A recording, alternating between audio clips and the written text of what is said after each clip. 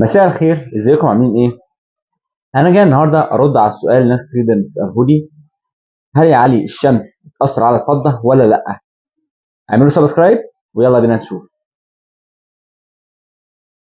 الجواب بتاع السؤال ان هل الشمس بتأثر على الفضة ولا لا؟ فالإجابة هي اه ولا. يعني هي فعلا بتأثر او ما بتأثرش. في ايه؟ في حاجة اسمها ان الشغل الإيطالي بيبقى مطلي بلاتين، انتوا اكيد عارفين ازاي الشغل الإيطالي اللي هو بيبقى مطلي بلاتين واخد طبقة بلاتين على الفضة.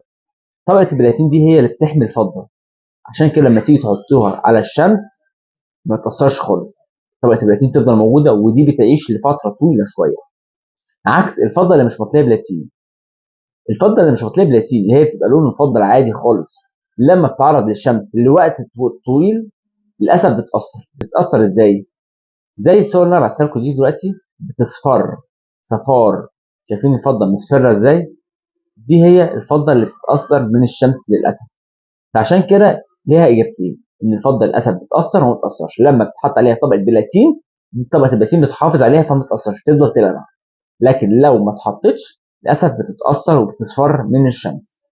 علشان كده الناس اللي معاها الفضه اللي مش مطليه بلاتين للاسف تحاول تحافظ عليها، تبعدها عن الشمس او ما تقربهاش على الشمس.